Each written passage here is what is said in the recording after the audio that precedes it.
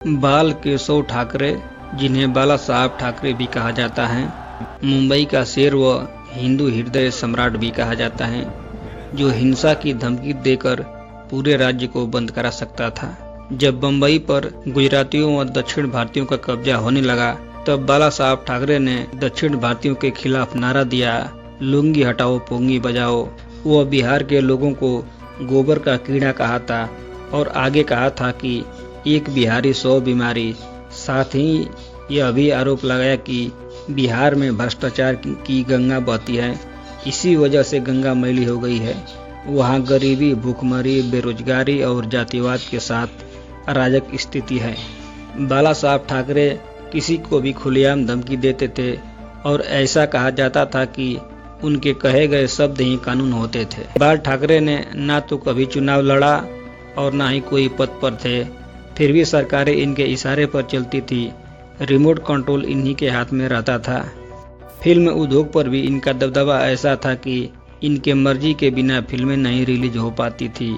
यहाँ तक कि पोस्टरों के कोने में लिखा होता कि बाला साहब ठाकरे की रजामंदी से, ऐसा था दबदबा। बाल ठाकरे ने बाहर से आकर मुंबई में बसने वालों के लिए कहा कि महाराष्ट्र सिर्फ मराठियों का है। बाला साहब ठाकरे कभी किसी से मिलने नहीं गए, लेकिन भारत की बड़ी से बड़ी हस्तियां इनके घर मातोश्री बांग्ला मिलने आती थी। एक बार एयर इंडिया के दफ्तर में घुसकर कहे कि तुम्हारे जहाज आसमान में भले ही उड़ते हो, लेकिन जिस रास्ते से जाते हो वो मेरे हैं। और सबसे ज्यादा तो आग उगला मुसलमानों के खिलाफ। मुसलमानों को कहा कि एक कैंसर की तरह फैल रहे हैं, ये हरा जहर हैं, ये देश के लिए खतरा है। आखिर कैसे एक कार्टून बनाने वाला व्यक्ति महाराष्ट्र पर कई दशकों तक अपना दबदबा बनाए रखा, चलिए जानते हैं उसकी पूरी कहानी। 23 जनवरी 1926 को पुणे महाराष्ट्र में बाल साहब ठाकरे का जन्म मराठी हिंदुओं की चंद्रसेनिया कायस्थ प्रभु जाति में हुआ था। इनका असली नाम बाल केशव ठाकरे था। इनके पिता का नाम केशव सीताराम पनवेलकर था, जो कि ब्रिटिश लेखक विलियम मेकपीस ठाकरे के प्रशंसक थे, जिस कारण इन्होंने अपना सरनेम पनवेलकर से ठाकरे कर लिया और बन गए केशव सीताराम ठाकरे। केशव सीताराम ठाकरे समाज सुधारक, लेखक व राजनीतिज्ञ थे। केशव सीताराम ठाकरे अंधविश्वास, छुआछूत, दहेज प्रथा और बाल विवाह के खिलाफ थे। यहाँ तक कि दहेज लेने वाली शादी के बारात में काले कपड़े पहनकर एक नकली बारात लेकर निकलते थे, जिस पर यह संदेश लिखा होता था कि दहेज लेने वाला व्यक्ति शादी करने जा रहा है, जिस कारण कुछ ब्राह्मणों को एतराज हुआ और उन पर FIR दर्ज करा दिए। केशव सीताराम ठाकरे के ही रास्ते पर बाला साहब ठाकरे भी चले। बाला साहब ठाकरे ने अपने करियर की शुरुआत बॉम्बे में अंग्रेजी भाषा के दैनिक द फ्री प्रेस जर्नल के साथ एक कार्टूनिस्ट के रूप में की थी, लेकिन द फ्री प्रेस जर्नल के साथ कुछ मतभेद होने के कारण इसे छोड़ दिया और फिर 1960 में अपने भाई श्रीकांत ठाकरे, जो राज ठाकरे के पिता थे, उनके साथ मिलकर खुद का अपना राजनीतिक साप्ताहिक मार्मिक पत्रिका बनाना शुरू किया और मार्मिक पत्रिका के माध्यम से मुंबई में बाहरी लोगों के बढ़ते प्रभाव के खिलाफ अभियान चलाया।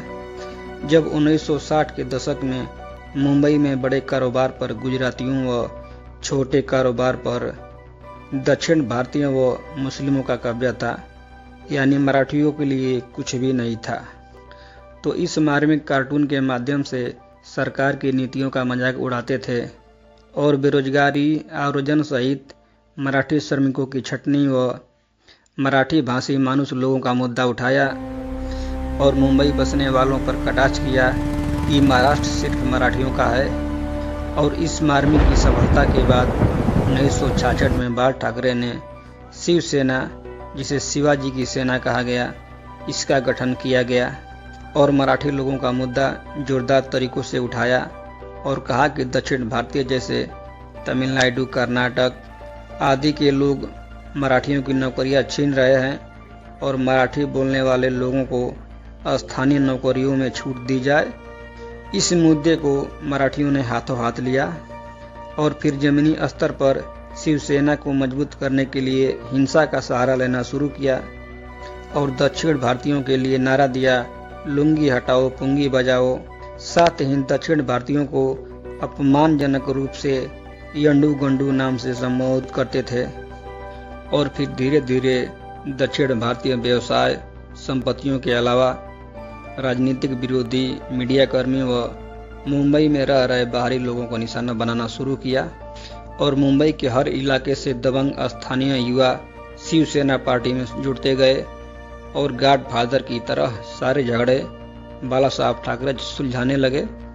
लोगों का दरबार उनके यहाँ लगने लगा, लोगों को नौकरियां दिलाने लगे, बॉलीवुड पर भी दबदबा बढ़ने लगा, फिल्मों की रिलीज में उनकी मनमानी चलने लगी। उनके इशारे पर पार्टी के कार्यकर्ता किसी भी फिल्म को आंदोलन करके रुकवा देते थे। यहाँ तक कि पोस्टरों के कोनों में लिखा होता था कि बाला साहेब ठाकरे की रजामंदी से। इतना दबदबा बढ़ गया उनका।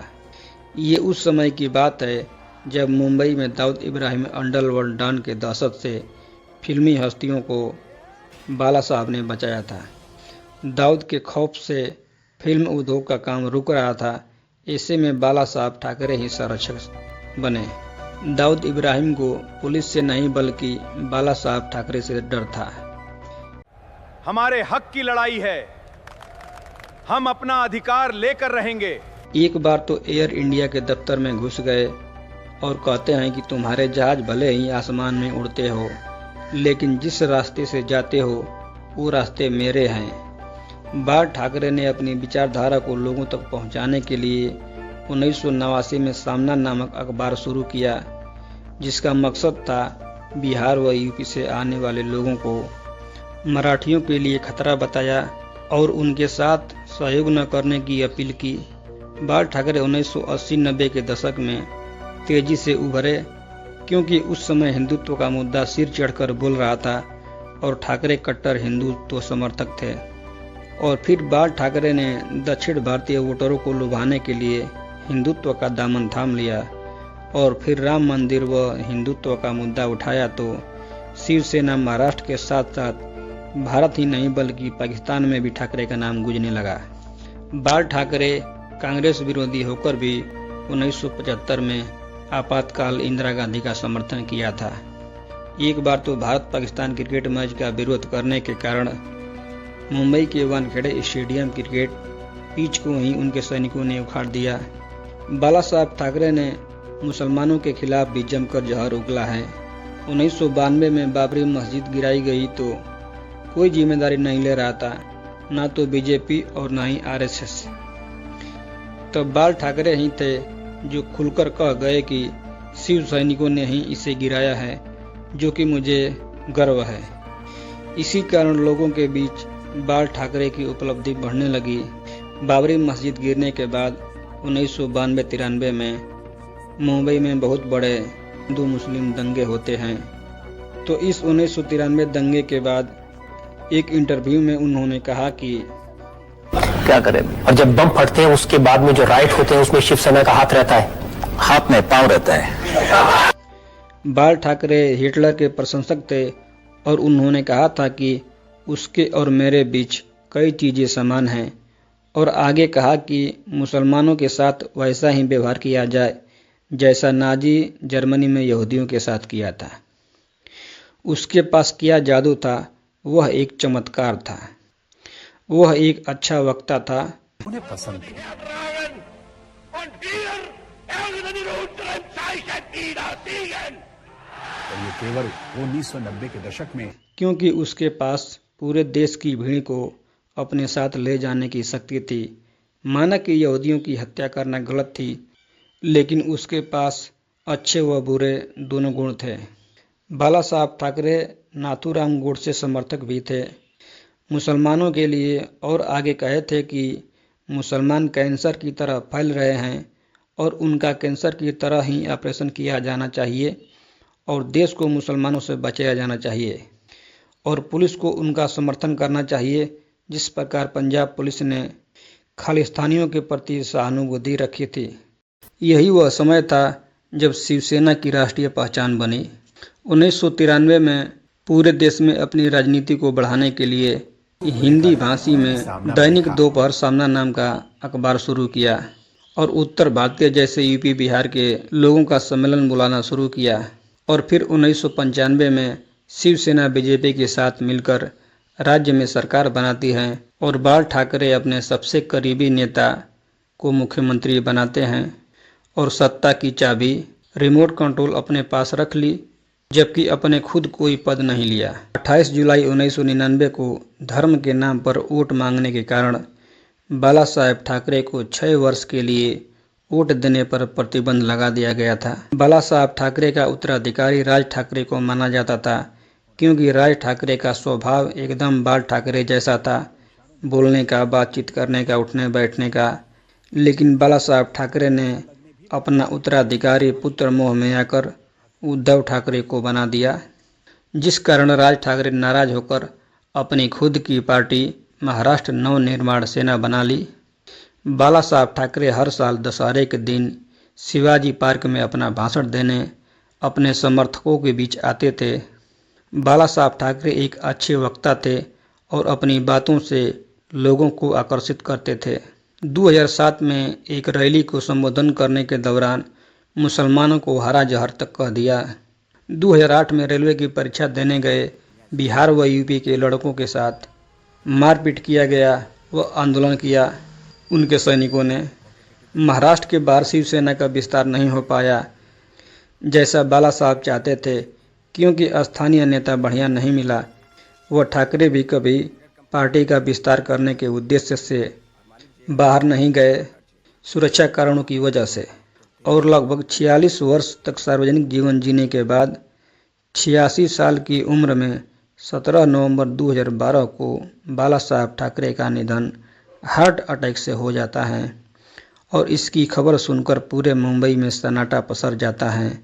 पूरी मुंबई बंद हो गई। पूरे महाराष्ट्र को हाई अलर्ट पर रखा गया और इनके अंतिम संस्कार शिवाजी पार्क में राजकीय अंतिम संस्कार किया गया, जिसमें भारत की बड़ी से बड़ी हस्तियां शामिल हुई। और इस अंतिम यात्रा में 10 से 12 लाख लोग शामिल हुए और इन्हें 21 तोपों की सलामी दी गई, कोई आधिकारिक पद पर न होने के बावजूद, जिसमें 50,000 से अधिक सुरक्षाकर्मी तैनात थे